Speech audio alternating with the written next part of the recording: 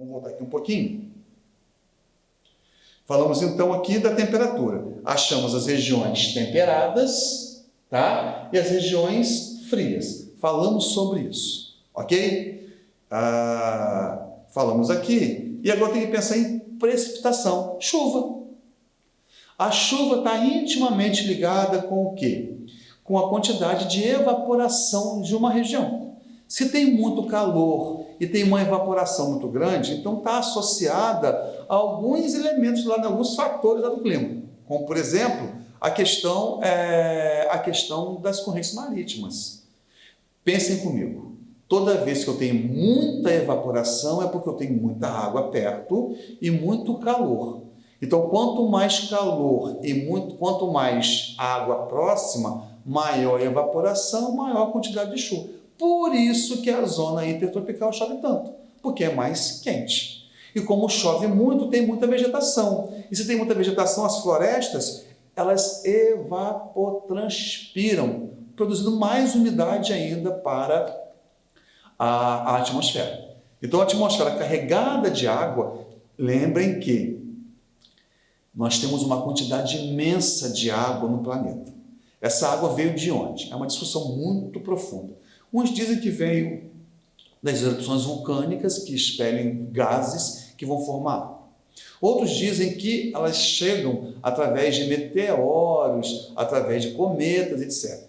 Outros cientistas dizem que é um conjunto das duas situações. Tá? Não vamos entrar nesse pormenor, mas vamos dizer que a Terra tem muita água.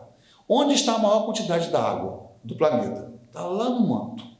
Se o manto saísse toda a água do manto hoje e viesse para a superfície, os níveis de oceano subiriam mais ou menos 14 metros. Isso é água que não acaba mais. Então nós temos água na superfície terrestre, onde? Solo tem água.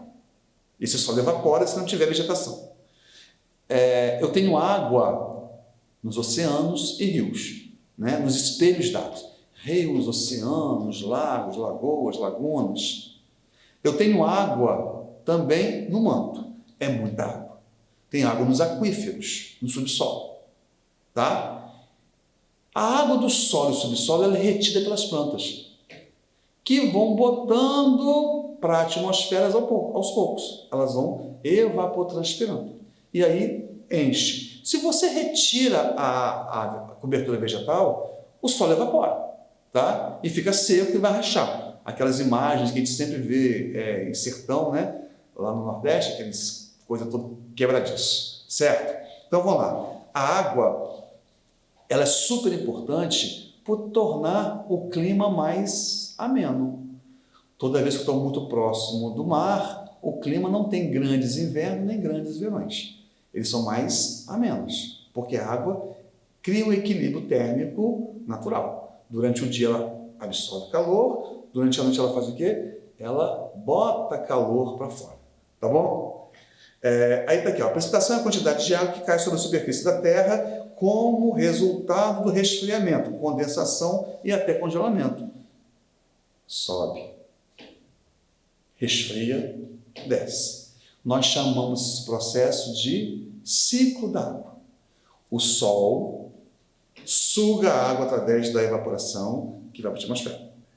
A atmosfera fica lá, condensa e precipita. Quando nós dizemos que precipita, nós podemos estar dizendo de 3 tipos de precipitação. Quais são os 3 tipos de precipitação? Neve, granizo e chuva. Para nós no Brasil, 2. Granizo e chuva, porque neve é uma coisa mais difícil de cair na Terra, no Brasil, tá? Você vai ter neve onde? Zona temperada para as frias, tá? Em algumas áreas de altitude pode ser que caia neve, ou pode ser, não só pode ser, vai ter neve eterna, como por exemplo nos Andes. Zona equatorial, eu tenho os Andes com neve eterna. Causa das chuvas, nós temos 3 causas importantes para as precipitações. Uma é o calor, a gente chama de chuva de convecção. A chuva é muito calor durante o dia, acontece mais na região norte, tá? Evapora muito, ela sobe com muita rapidez, ela resfria com muita rapidez e cai em forma de chuva. Nós chamamos essa chuva de convecção. Existe a chuva ainda chamada chuva frontal. A chuva frontal é causada por quê? Pela entrada de uma frente fria. Então você tem uma massa que resfria e choca a massa quente e a massa fria. Acaba provocando o quê? Chuva. O nome dessa chuva, ó, que dá de frente, é a chuva frontal. Ok? E por último, nós temos as chuvas orográficas ou de relevo. Ó, eu tenho uma área de relevo que é mais íngreme de um lado e íngreme do outro. O vento entra aqui na área íngreme, na vertente que dá para a umidade. Eu vou chamar de barlavento. E essa água que subiu aqui, essa nuvem que subiu aqui, essa umidade que sobe aqui, resfria e precipita. Quando ela desce numa outra vertente, que é seca, a chamada de vertente sotavento. Tudo bem? Tá aí, ó, bonitinho, arrumadinho para vocês, ó. Processo de convecção, o processo de chuva orográfica e as chuvas chamadas de chuvas frontais. Tá? Aqui, evaporação por muito calor, resfriamento e precipitação. Aqui, entrada dos ventos, né? Barlavento, sotavento. E aqui duas massas que se encontram, uma fria e uma quente. Ó, a fria e a quente, que se encontram e formam o quê? A chuva de convecção. Certo? Outra coisa importante, nós também já dissemos, que é a precipitação. E aí, já também conversei com vocês sobre zonas de alta e de baixa pressão. Está tudo arrumadinho. Eu vou disponibilizar esses slides para vocês, tá ok? Eu quero fazer aqui um esquema. Eu não sei se o quadro eu vou conseguir desenhar para vocês entenderem, porque eu estou meio apertado aqui na filmagem, para aparecer na televisão aí. Olha aqui. Aqui eu tenho, olha só, a Terra, tá? Ó, Equador, certo? Isso aqui é a área que eu chamo de baixa pressão. Ó, ventos ascendentes. Esses ventos vão descer onde? Na zona, aqui, ó, bem nos trópicos. Eles resfriam e descem. Resfriam e descem. Nessa área aqui, intertropical, eu vou ter muita chuva, porque quando ele acendeu, ele carregou junto o quê? Umidade. Esses ventos que estão descendo, eu chamo de, ó, contraliseus. Aqui é a mesma coisa, ó, contraliseus. Só que esses ventos retornam ao Equador. Quando eles retornam, olha aqui, ó, são chamados ventos alíseos, tá? Essa forma uma circulação. É a circulação a célula, tá? A célula de Hadley. Tá ruim de escrever. Ok? A célula de Hadley que vai gerar aí todo o processo de circulação. Ventos contralíseos, alíseos, contralíseos, alíseos. Ok? São várias circulações. Essa aqui é a macrocirculação. Tem circulação para cá também, tá, gente? Mas isso aqui não cai para vocês, não vamos nem discutir. Certo? O vento é simplesmente o ar em movimento. Já falamos sobre isso. Ele se forma quando existe uma diferença de pressão, que é por conta da temperatura. Acende, quente, esfria, desce. Vai formando os ventos aí. Os fatores do clima. Aí já começa a fazer uma união de todos os elementos com as situações geográficas ali, mais ou menos, que vão te arrumar, de alguma forma, esse clima.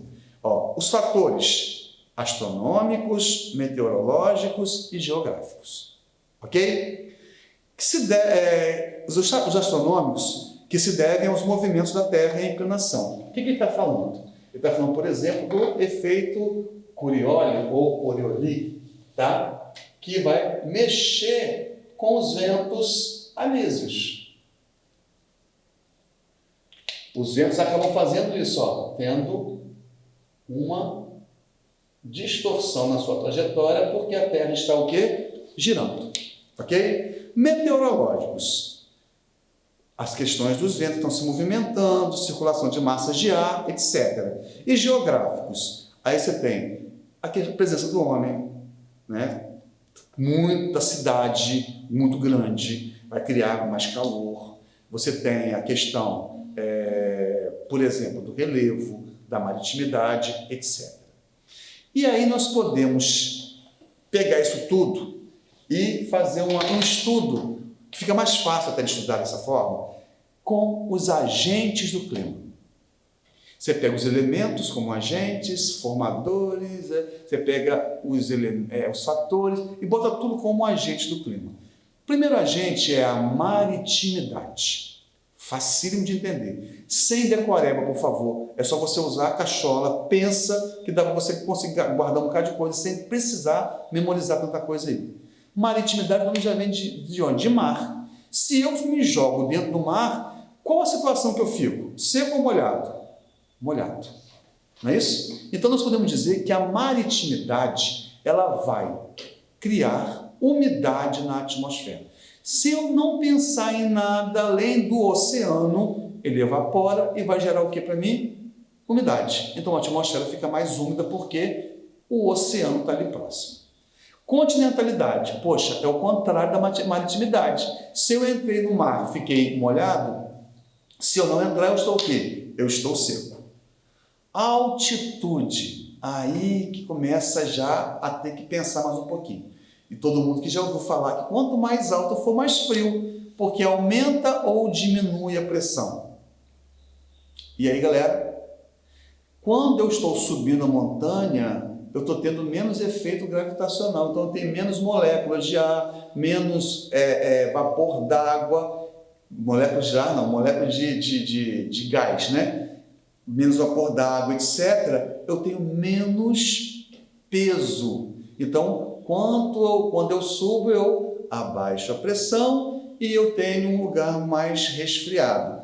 Próximo ao nível do mar, eu tenho uma área de mais pressão, com mais moléculas que vão reter o calor. Então, lá embaixo é mais quente, lá em cima é mais frio. Lembrem, sabe de quê? De Petrópolis, né? Petrópolis tem um climazinho mais ameno, a gente chama de tropical de altitude, ok? Latitude. Aí a latitude nós já explicamos. Está ligado a quê? As temperaturas, a quantidade de insolação que uma área da Terra recebe. Então nós temos aí as baixas, médias e altas latitudes. E aqui, ó, você vai entender melhor. Uma área que está entre os trópicos, eu chamo de baixa latitude. Por que baixa latitude? Porque pensa comigo aqui, vamos lembrar aqui eu acho que é Leandro Sopeleto, que dá aula de geometria, trigonometria, que é esse troço. Pensa nele. Ó, eu tenho 0 grau. Se eu estou vindo para o norte ou para o sul, eu vou aumentando a latitude. Então aqui, ó, a área mais quente são as áreas de baixa latitude. As áreas temperadas são as áreas de média latitude. E as áreas polares são as áreas de alta latitude. Ok? Correntes marítimas. E aí você vai conseguir entender muito bem. Não precisa pensar muito, é só você ter uma noçãozinha mínima. Uma área quente sempre vai evaporar mais. Uma área fria sempre evapora menos. Imagina então você em um lugar que a corrente é quente. Vai ter mais ou menos evaporação. Claro que é muito mais. E aí, se você está num lugar que passa uma corrente fria, como Humboldt, na costa do Peru e do Chile, como Benguela, né? Como Califórnia, que são correntes frias, essas correntes evaporam um pouco e acabam produzindo a formação de desertos. Desertos são 3 tipos de produções específicas. Como é que se forma um deserto? 3 formas específicas. Uma, eu já falei com vocês que é o quê? O relevo. Barla vento, chove. Sota vento, não chove. Ali no meio vai ter um deserto. Então, o relevo vai provocar, vai barrar a passagem de massas com umidade, ok? E aí? A segunda é o quê? Zona de alta pressão. Aqui, ó, nós temos os grandes desertos aqui, ó, nessa área. O mais famoso é o deserto de Saara, quentão aqui, ó.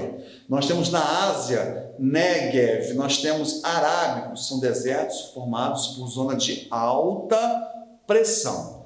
E por último, nós temos os desertos formados por correntes frias, como por exemplo, o deserto da Namíbia, o deserto de Atacama, que é uma mistura ali de relevo e corrente, tá ok? Então, as correntes marítimas, elas acabam provocando o quê?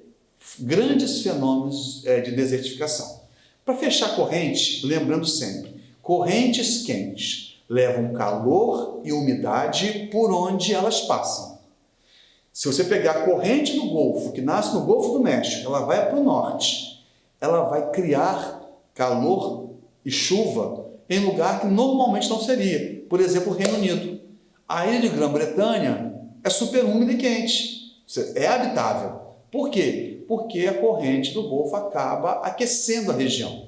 Na mesma latitude, lá no Canadá, você vai encontrar o quê? Uma corrente fria do Labrador, que congela o Canadá inteiro.